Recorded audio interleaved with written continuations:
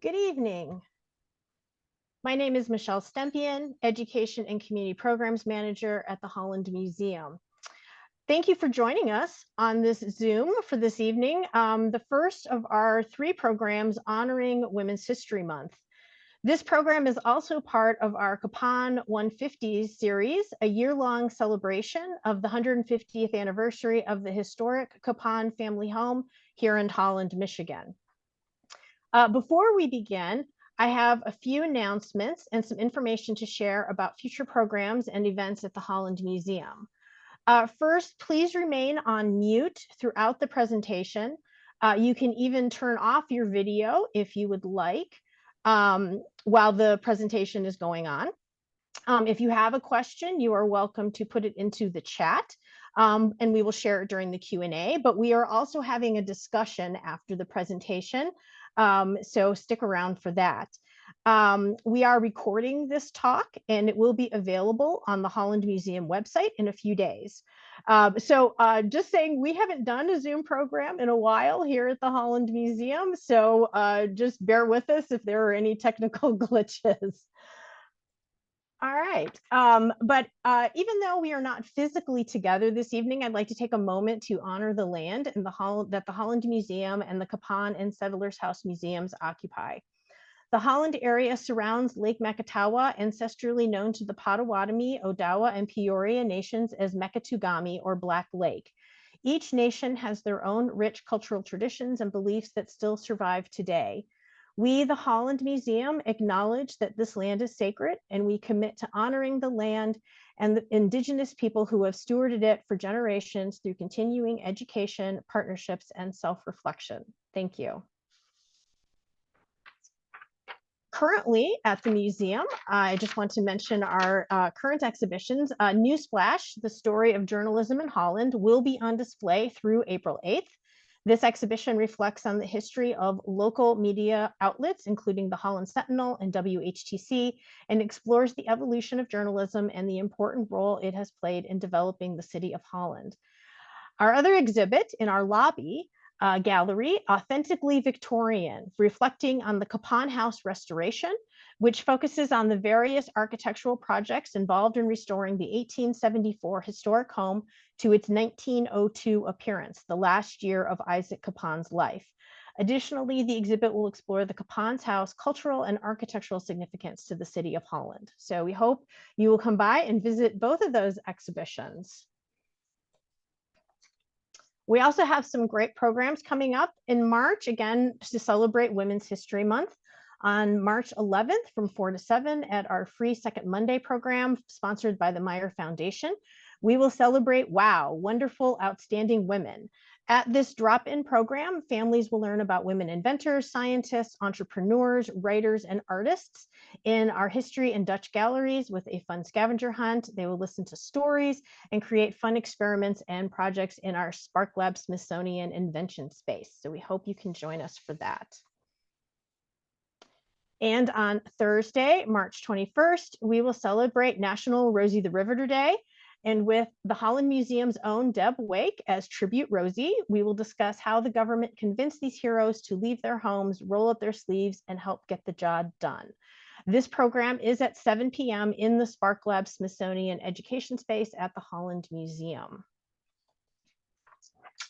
And last but not least, the Holland Museum is excited to announce the return of our Popular History Mystery Trivia Night fundraiser on Thursday, April 18th, 5:30 to 8:30 p.m. at the Holland Armory. Please bring a group or just come alone to enjoy dinner, drinks, 3 rounds of trivia, and a chance to win some really cool prizes. There's no ticket price to this event, but we do ask for donations to help support the museum's educational mission. And there's more information at hollandmuseum.org about this event. And just a reminder, there are lots of ways to be involved and support the Holland Museum. Donations of any amount help keep our admissions low and to offer programs like these at little or no cost. Thank you to all of our visitors this evening who donated online when they registered for this program. We appreciate your support. You can become a volunteer. There's something for everyone's interest and schedule, or become a member. HollandMuseum.org has information on programs, exhibits, and how you can become more connected with the museum. All right, on to tonight's program. It is my pleasure to introduce our speaker for the evening. Barbara Walvoord was raised in Holland, daughter of the Reverend Christian H. Walvoord and Marie Verduin Walvoord, who served Third Reformed Church in the 1950s. A graduate of Hope College, she later taught at the Reformed Church's Central College in Pella, Iowa, where she worked for women's rights in the college and the town. After a long career in college teaching, she now lives in Northampton, Massachusetts. Her recent book is Women's Rights in Midwest Dutch America, 1847 to 1979, a history and a memoir. So please welcome Barbara Walvoord. Thank you, Michelle. Can everybody hear me? Yes, we can hear you. Right. I'm going to change the slides and then I will mute. Just a second. All right. I am going to speak for about an hour, and then we're going to have a chance for discussion. So as I'm talking, please note what questions or contributions you have and save them until the end. Hold on. There we go. And now I will disappear. So now you will just be focused on you. Perfect. I've titled this presentation, A Shocking Story. Lavina Cappon, Suffrage and Women's Rights in Midwest Dutch America. Next. Next screen. There are two images here that are shocking. One is this one. This is a parade in Holland, Michigan in 1912. The women in white are suffragists. And the rest of this presentation is going to try to explain why this is such a totally shocking event. Next screen. Here's the second image that is shocking. This is a petition for women's suffrage by 535 Ottawa County women in 1918, 2 years before women won suffrage by a national constitutional amendment in 1920. And this list of names was published in the Holland paper, and Lavina Cappon signed it. She was 24 years old, and she had been teaching home ec in Holland High School for 2 years. Next slide. So here's what's coming. I want to make 4 points. Why are these two images so shocking? First, because women's suffrage was a very hard sell, especially to the Dutch. Second, because in a similar Dutch town, Pella, Iowa, women did not step up for suffrage.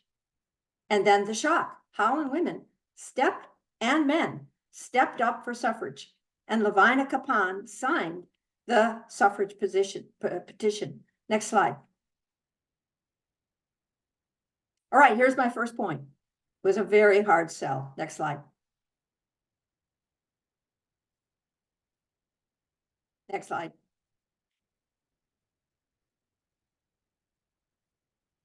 The context, women faced many limitations, not only suffrage, but also married women had very limited property rights.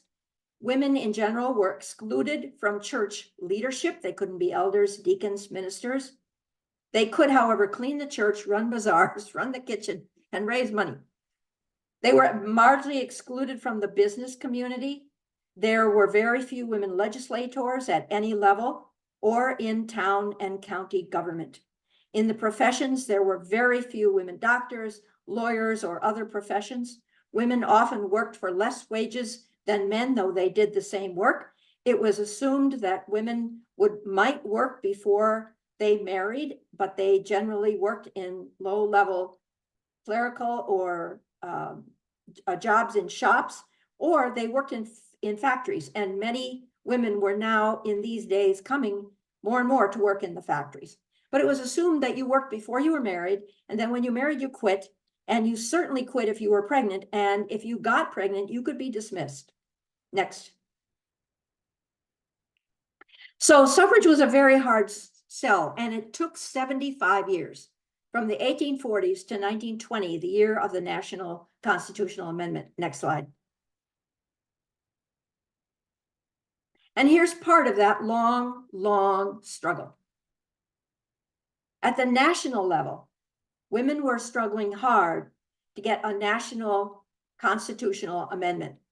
These women are standing as a demonstration, and their banner says, "Mr. President, how long must women wait for liberty?"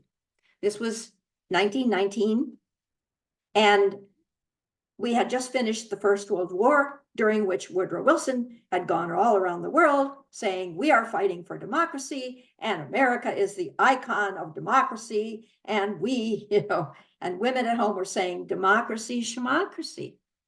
You've disenfranchised half your population. That's not democracy to us." So it was a hard, hard struggle. Next slide. And then women ran state by state campaigns for state constitutional amendments. There were 56 state campaigns waged by the national and the state and local organizations between 1867 and 1918. And each of these took enormous effort. The goals of these state campaigns were to promote a state constitutional amendment and to build support for a national amendment. Next slide. Here's a constitutional referendum in the state of New York, and this is how these state campaigns went. Generally, first the legislature had to pass it, and then it was referred to the voters, and the constitutional amendment in the state had to get a majority of male votes. So here's New York City in their referendum for New York State Constitutional Amendment, 1913. Suffragists were wearing white dresses as they normally do. And I chose this picture because it shows that at least one ethnic group, and in fact, a number of them, showed up as an ethnic group. These are the Norwegians marching in the parade. Next slide. Women did everything they could think of for these campaigns. They had pamphlets, they had booths, they had tents, they had speeches, they had flags, they wore costumes, they distributed buttons. They did everything they could think of. And this one advertises a speech by the Reverend Dr. Anna Howard Shaw, who was one of the prime organizers and movers of the national suffrage movement. And she had Michigan roots. She grew up in a rural area near Big Rapids, graduated from Albion College before she went to Boston to get her theological training. And she was the first woman ordained in the Methodist Church. And here she is. She's going to speak on woman suffrage. Next one. Here is the woman suffrage tent at the Michigan State Fair. You can come here and get a banner, a button, and talk about suffrage. Next slide. So in both Iowa and Michigan, these statewide campaigns were enormous. They organized at the grassroots. In Iowa, for example, there were 1,200 local women leaders in all 99 counties for the 1916 referendum in that state. When, remember, the constitutional amendment had passed the legislature, and now in the referendum, it had to get a majority of the votes from the all-male voters. And women organized all over the place. They canvassed door to door in both Iowa and Michigan, compiling enormous card files of all the people they talked to and their party affiliation and their thoughts and everything. They had speakers. At the Polk County Corn Show, you could donate a bushel of corn, which would be sold then to support the women's movement. School children were given essay prizes. There was the melting pot where you could donate the gold brooch that your mother gave you or your silver teapot. And if it was valuable, it would be auctioned off. And if it was not, it would be melted. And the proceeds would be used to support the suffrage campaign. They ordained Sermon Month and urged members of the clergy to preach on women's suffrage. They blanketed with press releases all the little local newspapers and the farm journals and the homemakers journals. There was an auto tour in Iowa that went catty corner across the state, stopping at every little place to have speakers and gather people together. The women's clubs The suffrage people tried very hard to get the women's clubs to support them. And that was important because in this era of the United States, in the Midwest especially, the women's clubs were strong and numerous. And there's no surprise because in the late 19th and early 20th century, you have, for example, two towns prospering and growing, Pella, Iowa, and Holland, Michigan. Increasing numbers of women are educated. You've got a college there, got high schools. You've got increasing numbers of professional men moving into town with their often educated wives. And the burden of housekeeping just for survival is lessening a bit due to technology. So you've got all these educated, energetic, talented women, and now you offer them no regular childcare, and you close the professions, the business world, church leadership, and community leadership to them. So what are they going to do? They form these women's organizations. There are women's auxiliaries to almost all the men's organizations, the Rotary and whatnot. There are ladies' aids in the churches. There's a women's auxiliary at the colleges. There are separate women's clubs, like in Holland, for example, the ladies, now women's literary club. All of these organizations formed and were strong, and they did enormous work, as we're going to see. So women's clubs were a potential ally for suffrage. Another potential ally was the temperance movement. Temperance generally stood for abstinence from alcohol and prohibition for the legal proscription against the sale of alcohol. And again, temperance was a movement of both men and women, but it especially attracted women because if your husband drank away his wages, as a wife, you had very little legal recourse. Next slide. So women's suffrage was a hard sell for all these reasons, and especially it was a hard sell to the Midwest Dutch. Next slide. Let's review a few things about Holland and Pella. In 1847, Holland was settled under Van Raalte, and Pella, Iowa was settled under Dominee Schulte. These were self-sufficient rural communities. They came as a group. They had farmers, laborers, tradespeople, a strong minister, a school teacher. They were pretty self-sufficient. They were secessionists from the quasi-state Reformed Church in the Netherlands. So they had been persecuted. They drew together in the face of persecution. They had strong male leadership. It was a patriarch, a firm patriarchy. These people were deeply committed to their Dutch culture, religion, and language. At the same time, they were eager to prosper and to become American. And that tension between being Dutch and being American was to persist throughout these Dutch communities up to the present, I think. Next slide. So the worldview made it hard to support suffrage for the Midwest Dutch.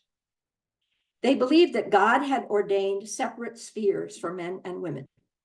And women's sphere was the home and the church to a certain extent. You could clean the church, you could cook stuff for the church, you could raise money for the church, but never mind being an elder or a deacon. They believed in a hierarchical family and church system. And two favorite scripture verses were this one from Paul's letter to the Ephesians: wives, submit yourselves unto your own husbands as unto the Lord. There's the hierarchy: God, husband, wife. And then, I suffer not a woman to teach, nor to usurp authority over the man, but to be in silence. All right then. Next slide. So now, in the face of that worldview, which of these two arguments would be most effective in this setting? The first one, women are equal to men, was the one that the National Women's Suffrage Association started out with in the Midwest. And it was brought in largely by Yankee women born in the East, often, and moving to the Midwest, often with their husbands. And their cry was, women are equal to men, individual rights. didn't go over very well in the Midwest, especially not in the Dutch communities and some other ethnic communities. So they changed over time their argument to say instead that women needed the vote to fulfill their God-given roles as protectors of the home and as people who brought humanity and the arts and common sense and regulation of child labor and care for the poor and the sick and the young into the community. So that was the argument that they ended up focusing on in these Dutch communities and in fact throughout the Midwest. Next. Now let's talk about alliances. In the Dutch community, the three common alliances that held firm in other settings were problematic. The temperance people, who often were very supportive of suffrage because, why? Women would vote for prohibition. It was generally assumed. So give women the vote, you got your prohibition. That was a strong alliance in many places and statewide in both Michigan and Iowa. In Pella, not so much. There was strong prohibition and temperance movement in Pella. They were afraid to affiliate publicly with the suffrage movement. Churches. In some towns, the churches stepped up, not the Christian Reform churches. The Grange in Michigan, a strong agricultural organization by which farmers got together to support their own livelihood. And the Grange came out strongly in Michigan. This is kind of surprising, for woman suffrage. Problem was that in Holland, the Reformed and especially the Christian Reformed Church were very suspicious of secret societies like the Masons. And the Grange to them was a secret society. So there was a lot of hesitancy about alliances with the Grange. So alliances then in the Dutch American communities were problematic. Next. So hard sell, especially to the Dutch. And here's my second point. In Pella, Iowa, for example, women did not step up for suffrage. And the details about both the temperance movement and the suffrage movement are given in much more detail in my book, Women's Rights in Midwest Dutch America. Next slide. So now we're looking at Pella, all right? So the whole state was organizing for this for this 1916 referendum. The suffrage amendment to the state constitution had passed the legislature twice in a row. Now it had to be sent out to the people for a popular vote, and it had to get the majority of votes, and all the voters were men. And at the statewide level, there was enormous grassroots organizing, not in Pella. At the statewide level, and in many of the communities, sermon month was when the pastors were supposed to stand up and talk about women's suffrage, not in Pella. In fact, one of the sermon topics was man coming into his own. The newspapers in Pella, one was for suffrage, one was against. There was an auto tour in Iowa, which went catty-corner across the state, stopping every little while to give speeches and hand out buttons and so on. Pella women, although it passed close to Pella women and men suffragists did not organize around this auto tour or really use it the way they might have. And in Pella, there were few allies, not temperance, because temperance was afraid of it, and the women's clubs did not step up. So in Pella, people did not step up for suffrage. Next one. Here's a temperance meeting. This is a drawing, but in Pella, this actually happened. A group of women, prominent women, went to the saloons. There were a number of them in Pella. It was quite a scene. And they prayed and sang hymns outside the door. And here you see these two men lounging in the doorway, scoffing. In Pella, they went to 3 saloons, and these women did one Saturday evening. In one, they were received cordially, treated respectfully. In another one, they were ignored. And in the third one, beer was thrown in their faces, they were spat on, and vile language was used against them. But did the suffrage campaigners, who were strong in both Pella and Holland, did they ally themselves with suffrage? Not in Pella. Next slide. Mrs. Henry Spalding of Grinnell, Iowa, wrote a letter reprinted in the Pella Chronicle, which was pro-suffrage. And she says, I heard an active clubwoman of Nebraska, which had just had a referendum that failed. Active clubwoman of Nebraska say not long ago that if the clubwomen of that state had worked for suffrage as hard as they worked for other good things, suffrage would not have failed. And she goes on to say, we must not let this be said of Iowa clubwomen, but it can be said of Pella. Next slide. So the Women's Federated Club at the state level in Iowa, the Women's Federated Club came out strongly for suffrage, and its president was one of the movers and shakers at the state level in the suffrage campaign of 1916. But in Pella, the Women's Federated Club was only 2 years old. Next slide. So now I'm going to lead you through okay, wrong date on here. Change that, 1916. The Women's Federated Club Annual Report of 1916, the year of the referendum, is a long prose piece written by the secretary of the club, printed in the newspaper. And I've just bulleted the things that she lists that they did in 1 year. This was the year of the referendum. Okay, ready? Take a deep breath.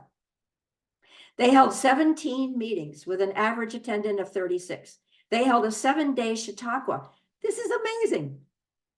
You know what a 7-day Chautauqua involves? Every day for 7 days, there's a whole raft of speakers and cultural events and workshops and groups meeting and activities. It's enormous. They cleaned and improved the women's clubhouse. They opened a women's restroom downtown, including plumbing and furnishings and kitchen utensils. They made lunches and sold flowers for the restroom's opening day. They did 5 exchanges. I don't even know what that is. They sponsored Parcels Post Day. Next slide. They solicited and collected pledges for the Saturday evening band concert. They contracted for the Best Artist Series. They donated toward the band organization. They donated toward the Chicago Women's Shelter Home. They sold Red Cross Christmas seals for TB in Iowa. They took charge of the municipal Christmas tree. They conducted the Better Baby Conference and Better Baby Week. They brought a lecture on better babies, woman physician from Des Moines. Next slide. They sponsored Baby Welfare Conference during the fair. They purchased a piano. They appointed a children's auxiliary committee to interest children in gardening and planting flowers, and they distributed 600 packets of seeds. They planted flowers in the garden square, and they collected half a carload of old papers and magazines with the proceeds to go to civic improvements, and they sponsored 7 guest speakers, 2 of whom were on suffrage. But the suffrage speeches were held in the clubroom during the day. So how are you going to get men, who are the only voters on the scene, to support suffrage? The Women's Federated Club in Pella did not step up for suffrage. It fulfilled Mrs. Spalding's warning. Next slide. So in the 1916 Iowa State referendum on suffrage, in Iowa, this is heartbreaking. After all of this, it lost by 1% of the vote. In Pella and the surrounding Dutch towns, suffrage lost in this referendum by 75% of the vote. So 3/4 of the male voters in Pella and the surrounding Dutch towns voted no for women's suffrage. Next. However, I must say that Pella had its own suffrage parade, the first ever, 60 years too late. This is 1976. It is the bicentennial celebration of the United States, and every town all around has these enormous celebrations, and this is a parade. And the League of Women Voters is mounting a suffrage parade as sort of a reenactment, except that there wasn't no enactment in the first place when it would have counted. But here they are. I was in Pella at this time, active in women's rights, as these other women were. These are my friends. And here we all are. Next slide. So now my third point. Now let's talk about why it's such a shock that Holland women stepped up for suffrage. Next slide. All right, it didn't start out well. In 1849, 2 years after the Dutch arrived under Van Raalte, a state Senate committee in Michigan proposed a universal suffrage amendment. It was still a slave state. The original Constitution had said white males. But no action was taken on this proposal. Next slide. Then in 1874, an amendment for women's suffrage passed the legislature, but it lost in referendum.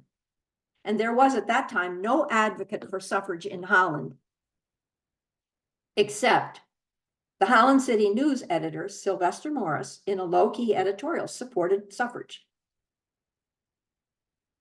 The Holland vote in this referendum, 49 for suffrage and 321 against. Next slide.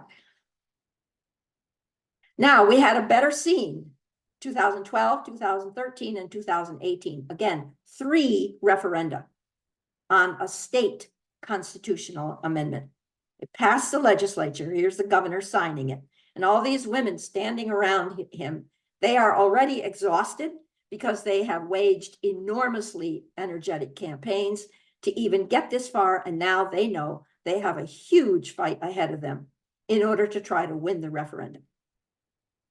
Next.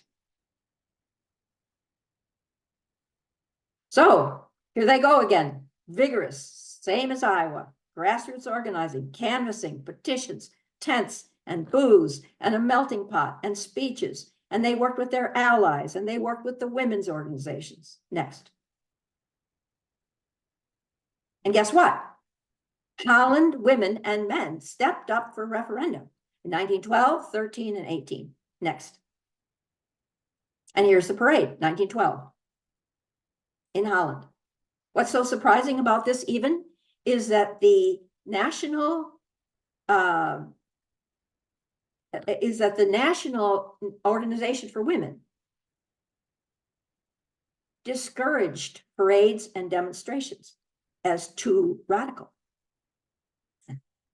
They would prefer to have pamphlets and well-reasoned articles and speeches. And here's Holland, of all places, with a parade. Next slide. And here's this document, 500, and this is 1918, so another referendum a little bit later. 1912 and 13 had both lost. So we're going to try again now. 1918, and here's this petition. 535 Ottawa County women, they let their names be in the papers. I wonder what their husbands thought. And Lavina Cappon signed it. Next. So, in addition to the parade in 1912 and the petition in 1918, the Women's Literary Club supported suffrage. Now, this is a different story from Pella. And there was an equal suffrage club in Holland, which was affiliated with the Michigan Equal Suffrage Club, and it met weekly. 1916, 1917, and then after the referendum of 1918, it went to rest. And Hope College women students formed the Susan B. Anthony chapter of the Collegiate Suffrage League, and they were supported by President Post. Different story from Pella. Next slide.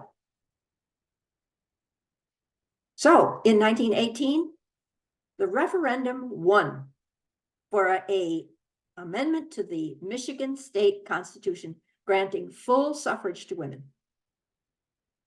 However, the referendum lost in Holland and in Ottawa County, whichever way you slice it, more than 2-1. Ottawa County was the only county in Michigan where voters for prohibition voted against suffrage. And remember, we talked about the fact that prohibitionists, temperance people, were logical allies of suffrage because it was generally assumed that if women got the vote, they would vote for prohibition and they would work for temperance. And so in many communities and in every other county in Michigan, there was, and somebody did a dissertation, this was a wonderful dissertation by one named Caruso. It's on the bibliography that I have on the last slide. She ran the numbers on this and the correlations, and she found that in every county except Iowa County, the people who had voted for prohibition also voted for suffrage. Not in Ottawa County. No correlation. They were scared of it. And then, says Bob Swearingen in his History of Holland, and he doesn't say in detail how he concluded this, but he says, most of those opposed to women's suffrage were from Reformed and Christian Reformed congregations. Next slide. And now I want to talk about Lavina Cappon. So why did she sign the suffrage petition? And as I go through here, I want to ask all of us to think about, what is there about this young woman that might indicate that she would not sign for suffrage and have her name in the paper? And what is there that might lead us to believe that she might do this? Next slide. Here's her name, under the C's, Lavina J. Cappon. Remember that she was 24 years old. She had spent 2 years by now teaching home ec in Holland High School. Next. So here's the question. Next. All right, let's find out a little bit about her. Her father was Isaac Cappon, born in 1830, died in 1902, so he was dead by now. He, Isaac, had arrived in 1847, the same year that Monroe came with his group, when he was 17 years old. And he became one of the wealthiest men in town. And he was all over the place for civic service. Sponsored numerous projects for the good of the town, was Holland's first mayor, helped to establish and fund Third Reformed Church. He was an icon. He had 16 children by 2 wives. Next slide. And this is the house that Lavina lived in all her life after she came back from her schooling, as she taught in the Holland Public Schools. It's a gorgeous house. You can go and visit it, as Michelle explained. This is the year when it's being featured. And this was a wealthy, well-placed, prominent, visible family that Lavina came from. Next. Okay, so far, you have a young woman born into a family of wealth and prominence. Would she step out in a town where 2/3 of the men were opposed to suffrage, and the churches were? And the suffrage people were afraid, were facing all of this opposition. Would she have her name in the paper as a signer for suffrage? But look, here's a little clue. This is a picture of Lincoln signing the Emancipation Proclamation. And this picture hung in the hallway in the Cappon home. So this is a family that revered struggles for human rights. There's maybe a little sign that Lavina might partake of that same spirit in her own time. Next slide. She's born in 1894, and she goes through the Holland Public Schools through the 8th grade. Now, the Holland Public Schools at that time were very Christian. Next slide. Then she goes to Hope College Preparatory School. Aha, which is the equivalent of high school. There are 40 graduates in the year that she graduates, among whom are 14 women.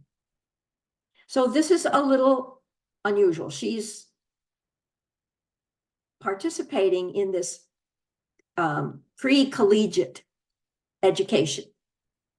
And it's a classical curriculum because Hope College, when Van Raalte and others founded it, Phelps and others founded it, had two main purposes. One was to prepare men for the ministry, and the other was to prepare women for teaching in schools. It was a classical curriculum, including Greek, Latin, history, English, biology, chemistry, and so on, and no home economics at that time, although later there was. So she's learning a classical curriculum. Next slide. And now she goes to Michigan State Normal School, which is Eastern Michigan today, with her sister Ida, who graduates in the same year. These are all pictures of her at different times in her life. Okay, so she's doing a very traditional womanly thing. This would have been entirely normal for a young woman of her class and her time to prepare herself for teaching. She goes to Hope Preparatory School, then she goes to normal school for a 2-year program, and you could teach with a 2-year certificate in those days. Okay, so far totally typical. Next slide. And here's the graduation bulletin for 1915 from Michigan State Normal School. So her sister Ida is getting a degree, is getting a Bachelor of Arts and a Bachelor of Pedagogics. Lavina Cappon, here she is, down next to the bottom, getting her degree in pedagogics. So she's going to teach. Very common thing for a woman to do. But look at the other names. How many Dutch names are in here? Not a lot. Where do these people all come from? Burlington, Iowa, Ypsilanti, a bastion of liberalism, I'm sure. Newaygo, St. Charles, LaPorte, Indiana. So she is mixing with students from non-Dutch towns. And that's perhaps another clue as to why this woman would have thought in such a progressive way and supported suffrage. Next. And now she goes on to the University of Michigan in home economics. And one would assume the same thing happens. She makes friends and interacts with a lot of students not from Holland and not with Dutch names. So she's spreading her wings. Next. Now, Lavina's sister Ida married and went on with her life. Lavina did not marry. There's another piece. Women, there were a certain number of women in that society who remained single and who taught all their lives. But look at this. Lavina's sister Elizabeth, called Lizzie, went to the mission field in China. In the 1880s, there was formed a Women's Foreign Missionary Society in Holland, and missions were big, and many women were going into the mission field. And it gave them greater freedom. They were often able to be leaders or doctors or educators or fundraisers that would not have been open to them as possibilities in the States. So one of Lavina's sisters does a very bold thing. Next. She founded a new school in China, Lizzie did, and she served in a hospital where she evidently caught the disease that killed her. Next. Now here's Lavina. She taught high school home economics in Holland from 1916 until whenever she retired. She never married. She died in 1978 at age 84. There are some indications in her earlier life about why, at age 24, she would have signed that suffrage petition. and put her name in the paper. Next. Like many women of her day, she was all over the place in community service. She chartered the American Association of University Women. She was active in the Garden Club. These are very traditional women things, but she's doing something new. She's chartering a new organization. Next. And in the words of the Holland Museum website, she, quote, shaped the unique aesthetic of tulip time through strict dress protocol. So here she is in the back, adjusting this young woman's cap. And what she did was to make sure that these costumes were historically accurate. So if you came from such and such a province, you had the right cap, you had the right bodice, you had the right apron. Next. So here's a summary of the 4 points that I've made. Why are these two images, the parade and the petition, why are they so shocking?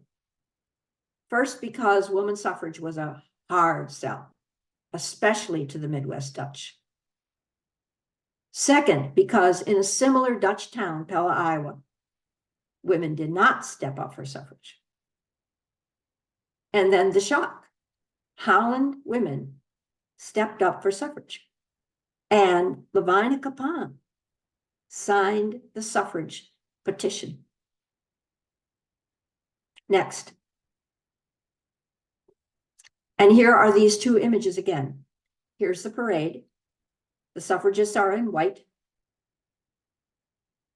Next. And here's the petition. 535 Ottawa County women in 1918 with their names in the paper. The very last slide, which I'll just flash for you in a minute so you can see it's here. So next slide is a list of just some of the sources that I think you might find useful if you want to go forward with this topic. And I would especially recommend the first item, Virginia Caruso's PhD dissertation, which is a fascinating and well-written, well-researched history of women's suffrage in Michigan. Sarah Egge's prize-winning Woman Suffrage and Citizenship in the Midwest. And then three from the bottom, Suzanne Sinke's Portrait of Dutch Immigrant Women in the United States. Of course, Bob Swearinga's history, 3-volume history of Holland, Michigan, and then my own Women's Rights in Midwest Dutch America. So let's go back one slide now. There we go. So here we are with the two images that seemed to me to be so shocking. And now I'd like to hear from you. So what I'm inviting here is questions about any aspect that I've talked about, but also I know there are people here who know a lot about Holland history, who know a lot about women's history, who have grandmothers or some other relative who lived through the suffrage movement, perhaps in some totally different kind of place. So I would be interested in hearing both your questions and your contributions. And especially I invite you to ponder, what was it about Holland that allowed some people in Holland to act so forcefully for women's suffrage in the early part of this century that was not true in Pella, Iowa?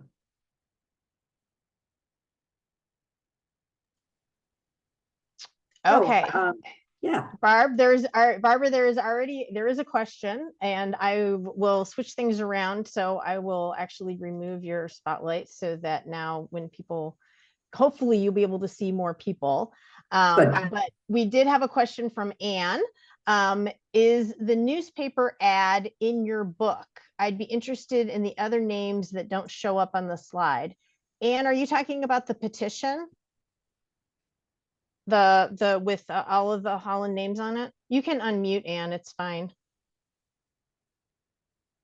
the list of names of women who signed in support Yes, of suffrage? yes. No, that's not in my book. Oh. But you can look it up in the Holland paper. Um,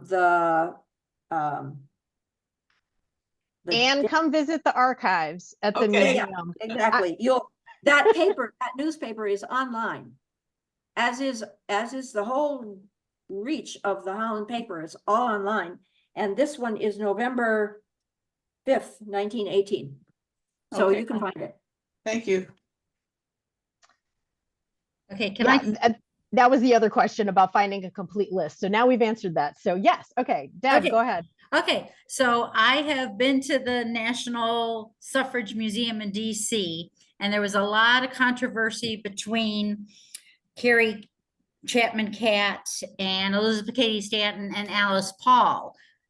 Alice Paul really did promote hunger strikes and the parades and so on. So it's because Holland had a parade, were they backing more of the National Women's Party with Alice Paul?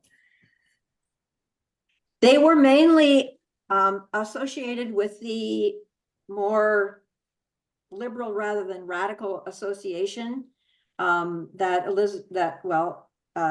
Carrie Chapman Catt and Anna Howard Shaw were leading. And although Alice Paul's organization was active in the Midwest, it was not the main one.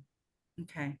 And then I had another, just looking at that article from the newspaper very quickly, there is a Mrs. H. Brucey, I can never say it, Brucey, Brusse. That is actually Lavina's stepsister. That is the daughter of Isaac Cappon from his first marriage. Thank you. You're welcome. Thank you. Yep. Thanks. Yeah. Everybody come on in. You Yeah. know, I did a lot of research on Pella, Iowa for my book, not so much on Holland. So I know there are people out there who know more about Holland history than I do. Come on in. Yeah. Well, I'm just doing a lot on the Cappon genealogy, and I want to look at the rest of that article and see if there's any other of the girls, because like Lizzie and so on, there were. Right. Yes, so feel free to, you can turn your video back on if you would like. And then if you would like to ask a question, you can unmute and ask your question. Or share a comment or some information, as Barbara said, because she's interested to know what you know about this story in Holland.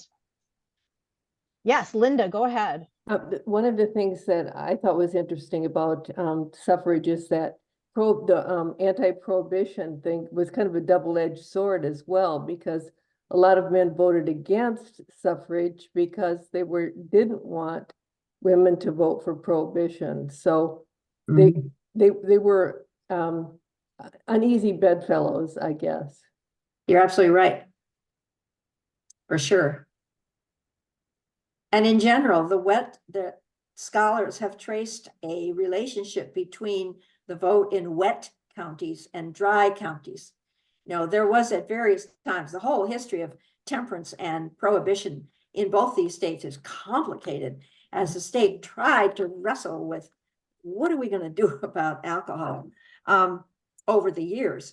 And there is a relationship often demonstrated between counties that voted wet. So when there was a county by county, you could vote your county dry or wet, right? And there's a relationship between counties that vote wet and the same counties tend to vote against suffrage because they're afraid that the women are going to take away the wet and make them dry. and likewise for the dry counties, but the wettest counties are Catholic and German.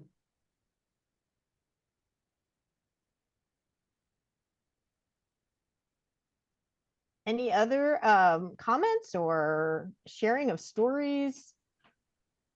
I know Rick Bosch is on the call. Rick, anybody who knows some of the history of Holland and just, wants to share that information. So chime on in. I had a thought. Yes, go Um, ahead. Going back much further, this is not related to Holland. But Frederick Douglass was present at the women's conference, conference in the 1800s. Mhm. But there was some reluctance in his mind because he felt that the urgency of giving blacks the vote might fall into the background if there was more emphasis on women getting the vote first. And he supported the women's causes because that was his heart. And he had many, many women friends who were active in that women's movement. But he did feel, and he may have had some reason to feel, that if the emphasis was on women's suffrage, then giving blacks the vote would be set aside. Right. So there's that tension there. Yeah. That's historic. So it's interesting that you pointed out, and we know that the Cappon family were very committed to the cause of winning the Civil War and the reasons for the Civil War. Did you know that Scolti in Pella was the author of the first abolitionist pamphlet written west of the Mississippi? So Scolti himself was, as you know, Barbara, was a friend of Lincoln, and they knew each other, and Scolti had been right in there with his opinion back in that day. Mhm. It's just an interesting tension when you look at the different periods. Thank you. Thank you. Well, and it is interesting to note when there was even tension within the suffrage movement between white women and black women. So, you know, they weren't all united as well, although there were black women working for suffrage. That wasn't seen as being equal yet about giving all women the vote. So Yeah, that's interesting too. that's brought up in Iron Jawed Angels. If anyone's seen that movie, yeah, there's an African American woman. She steps right into the white women's parade. Also, you know, The black women did not get the vote for many years after. I can't remember how many years it was, but it was substantially later that the black women got the vote after the white women did. Yeah. Well, and then of course, you know, Isaac being really a big proponent of the temperance movement, and then his wife was involved, and his oldest daughter, Magdalena Helen, she was on the board of the local temperance group. So that all feeds into that, you know, the dry areas and the women's suffrage. So I'm not surprised she signed it as well. Just for, this is Mary Vandervelde, just for people who might be interested in looking up the rest of that petition. It's actually, I just looked up the paper archives, and it was not the paper that was actually printed on November 5th. I think that must have been the date of the vote. There was no paper on November 5th, but there was a paper on October 31st of 1918. We just lost you. Can't hear. Sorry, did you catch that it was October 31st of 1918 is when that petition was printed in the paper?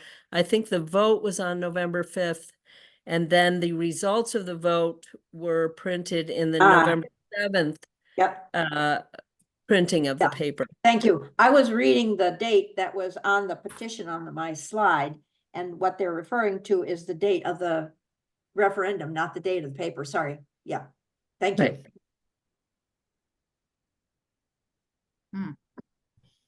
I was hoping maybe we had it already in our collection that you could view it on the Holland Museum website, but it's not coming up. So we'll have to get Rick Jenkins to pull that and get it onto the Holland Museum website so everyone can look it up under collections.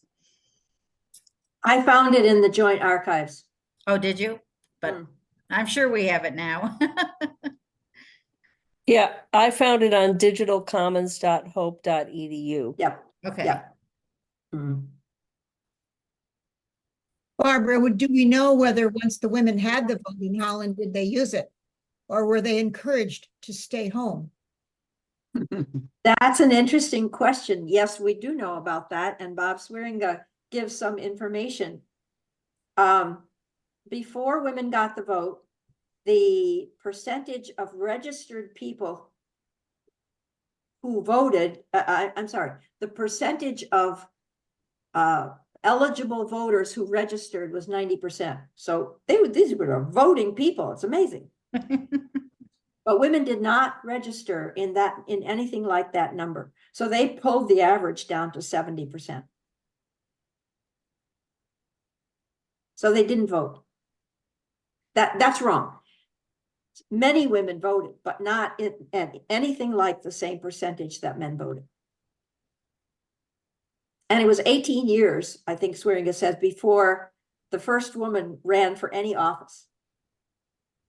She ran for probate judge. Wow.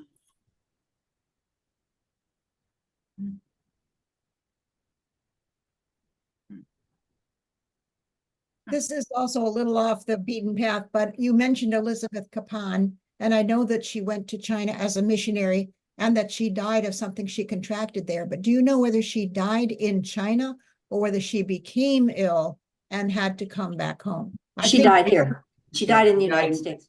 Yeah, she died It in her home. indicates that Lavina must have had, you know, quite a role in the decline of her sister.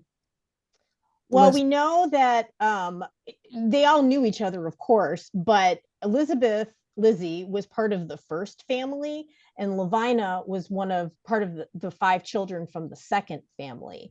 And there was some tension between the first family and the second family. So in terms of records, we don't know. I'm sure they had interactions with each other, but how close, we don't really know. But we do know there was some tension between the first family and the second family. He did have 16 children total. That's right. Therefore, when she did come back to Holland, it certainly wouldn't be expected that she would move into the Cappon house, which was what I was thinking in the beginning, but that would not have happened. No, most likely no. Mm-mm. So we have a question from Mary Cansfield about, say your question again, Mary, that appeared on the chat, and then tell us what you know, because you've written about Frances Beardsley. Come on. The question I ask is, what can you tell us about Catherine C. Post and Frances Beardsley, who were the founders of the Equal Suffrage Club? Did you Mary, both? let's hear it. Somebody knows. What do you know, Mary? Well, I wrote an essay in the Festschrift that appeared in the Festschrift for Don Brugging. And the question I asked was, I was working with the life of Frances Beardsley. And in 1912, she married John Walter Beardsley Jr., who was the most eligible bachelor in Holland at the time. And Frances was, the question is, how did she fit in? She wasn't Dutch. She was from a Methodist background. She was an egghead. She met young Beardsley at the University of Chicago, and she was a Greek scholar. She graduated from Wellesley. I got access to their academic records, and Frances was but she was a woman. And if she married, that would end her career. Otherwise, she would have to have remained single. And she chose to be married. And when she was married, they moved to the Beardsley home in Holland. And the Beardsleys were members of Hope Church. And Frances was very liberal, of course. She was an early feminist. And she became friends of Catherine Post. Catherine Post was also very involved in suffrage. And I think as I remember, she taught history at Holland High School. And those two women were a formidable two women to, I think if I had stayed studying suffrage in Holland, there is in the state of Michigan, I believe, maybe it's the University of Michigan, a recognition of these early contributors. And I would have taken time to recommend Catherine C. Post to be considered for her work in suffrage. Well, Sarah Eggy, in this award-winning book called Woman Suffrage in the Midwest, 1880 to 1920, makes the point that many of the early leaders of suffrage in the Midwest were not from the immigrant groups. They were what she calls Yankees. That is, born in the East or educated in the East, came to the Midwest for various reasons, but always in the women's movement in the Midwest, says Eggy, there was tension between the Yankees and the immigrant women, the Yankees tending to think, oh, these clodhoppers, they don't know anything, hopelessly conservative, and they don't know how to organize anything. Well, in my book, what I try to say is that they did know how to organize things. The women in Pella organized a temperance, women and men in Pella organized a temperance movement like you wouldn't believe. I mean, it was tremendously intelligent and active and effective. It's not they didn't know how to organize for projects that they thought would meet women's needs.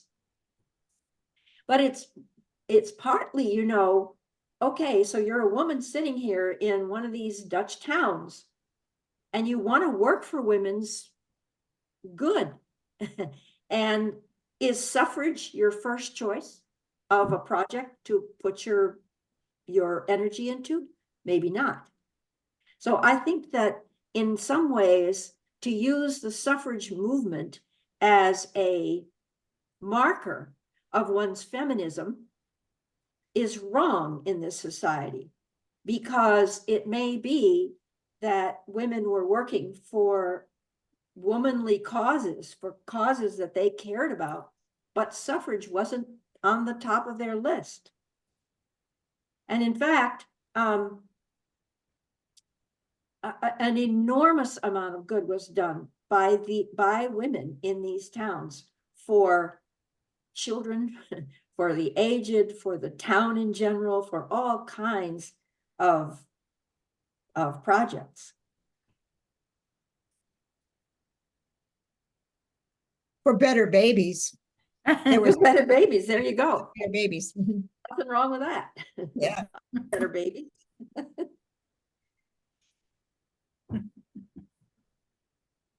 Any further questions or comments, stories to share, information to share? Well, I could just concur with what Barbara's just said. I did a lot of research on Carolyn Bartlett Crane from Kalamazoo. She was a well-known reformer in that era that really focused on social housekeeping, and she was very involved in suffrage as well. And sometimes she would get a little frustrated with the Dutch people in Kalamazoo in her work as well. But these women were very focused on many, many things.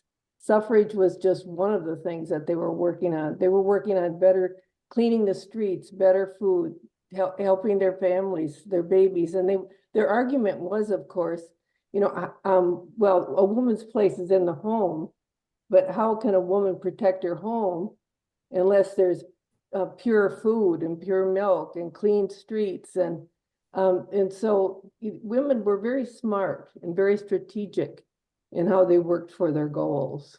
Mm-hmm. Mm-hmm. In my book is a chapter on an earlier time, the time of my grandmother, who came of age in 1908, the early 1900s, in South Holland, Illinois. a very conservative Dutch town. And the point in my chapter is that this farm woman from a Dutch family with a 5th grade education, nonetheless, she and her colleagues found ways to work for women's rights, broadly conceived. And I think that that is a principle that could guide lots of further research into women's lives in these communities. How did they work for women's rights and for women's betterment and for the things that women cared about?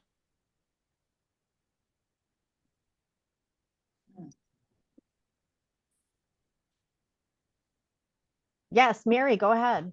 One of the things that when you look at suffrage, you really have to look at a broad number of things women were involved in. And most women were members of the Missionary Society and the Ladies' Aid Society. And this took women, the Women's Foreign Mission Board moved women outside of their immediate surroundings. They began to think about women who were different from them, and they built up relationships with them. And some of the things that went on within the Ladies' Aid and particularly the Missionary Society, it could well just sort of work into this, like you mentioned, your grandmother. Yeah. So you really can't do just suffrage. You have to do yes, broad context of. Yep. And Mary, tell us about your letters to Hazel and tell us about your forthcoming book, because they're both relevant to this. I'm going to ask you to plug your own stuff a little bit here because it's wonderful. Oh, Barbara, thoughtful of you. When we moved to New Brunswick and Norm became president of New Brunswick Seminary, I met some of the most interesting women who were very different from me. But the alumni asked about Frances Beardsley, old Mrs. Beardsley, and everybody had stories about her. So I became interested and began 8 or 9 years of research into the life of Frances Beardsley. And when I began to be ready to write, I suddenly came upon the simple fact that there were only 2 things at that time, 1993, we went to New Brunswick, 2 things. One was a book Una Ratmeyer edited, which was Heart, Hands, and Voices, or a title. And then the year we came, Patterns and Portraits was put out. And I was so taken by these women.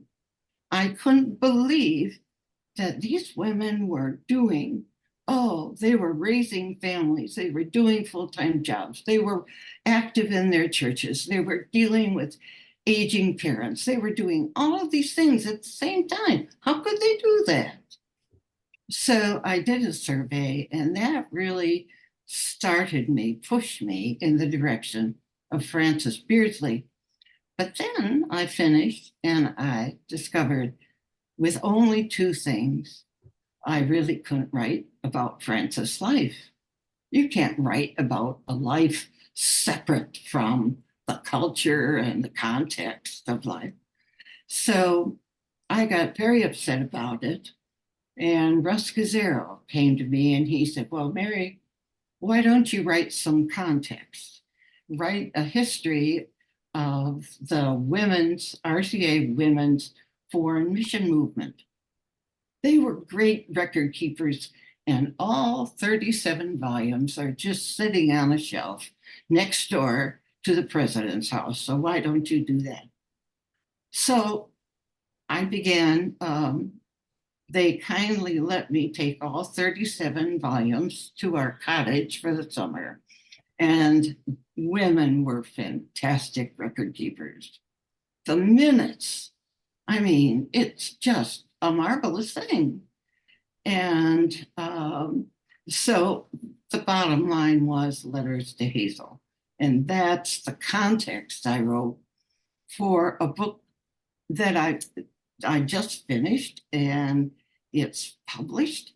And I'm hoping that people will buy their copies from New Brunswick Seminary, because I've established a scholarship with all the profits from the book. And Amazon is making far too much money. So a scholarship for women, lay women, is what I had dreamed of, and it's underway.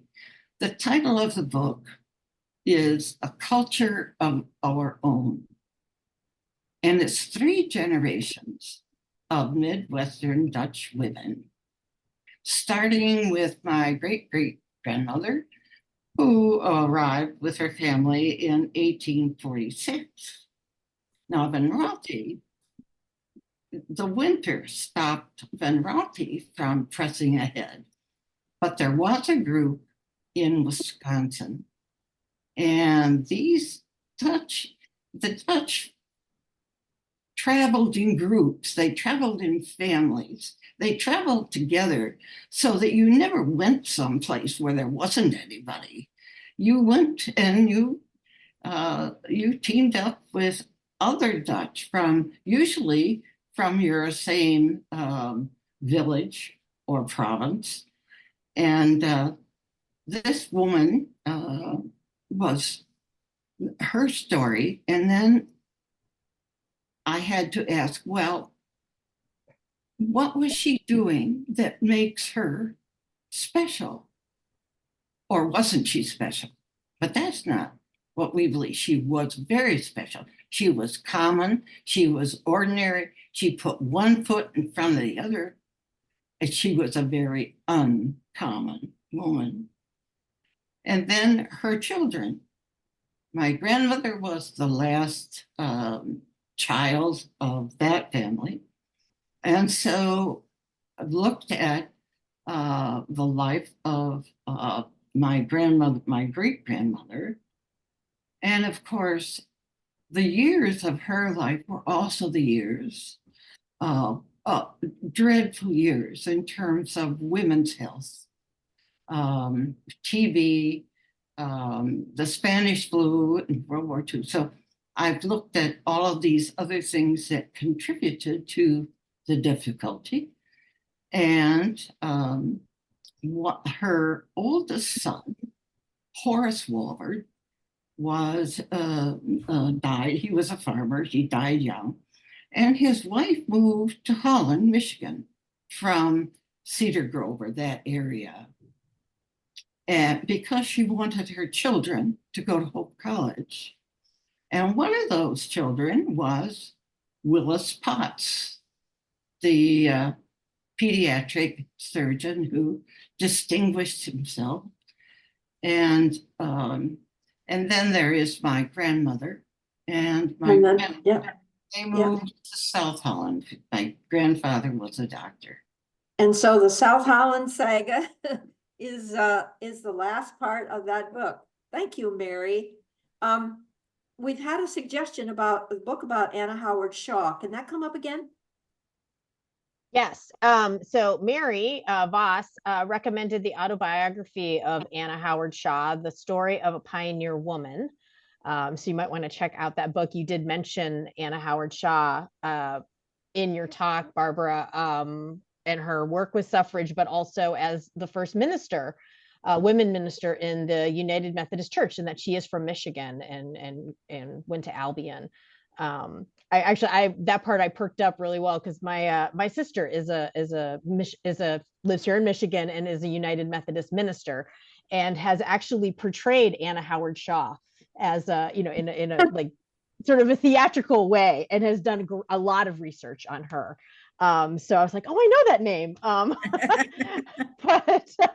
But also, Mary also said that the women of the Cappon House Guild also marched as suffragettes in the bicentennial parade. So for those of you, when the museum, when the Cappon House became a museum after Lavina Cappon's death, it was sort of run by a group of women, and this the Cappon House Guild. We have some records of theirs that Deb has been reading through as we do this 150th year. So I think that's very interesting. We didn't know that they marched as suffragettes in the bicentennial parade here in Holland. So I think that's fantastic. So we are getting close to 8:30. So do you want to just put out there if anyone has any final comments or questions? Otherwise, we will start to wrap up this evening. And what a great evening it has been. Really wonderful conversation and sharing. And Barbara, that was a fantastic presentation. It was so interesting, and we all learned so much. Oh, Elaine, yes, Elaine raised her. Oh, are you waving, or are you actually? Did you want to say something, Elaine? You can unmute yourself.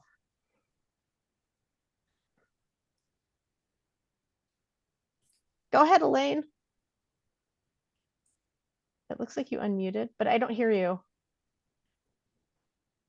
Yeah, she's not muted. Yeah, but we're not hearing you, Elaine. So if you have something, quickly type it in the chat real quick, and then we'll grab it.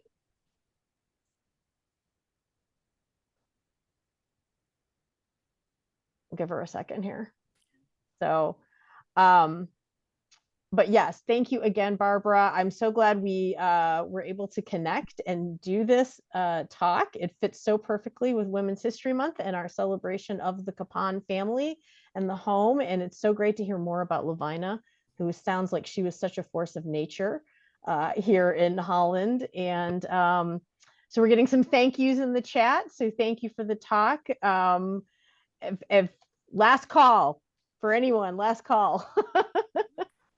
Oh, Elaine was saying thank you. That was what she was saying. So thank you so much. Thank you to all of you for being with us this evening.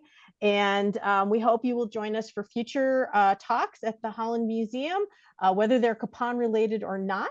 And you will be able to see this recording in a few days on the Holland Museum website. So thank you all again, and we have a good evening.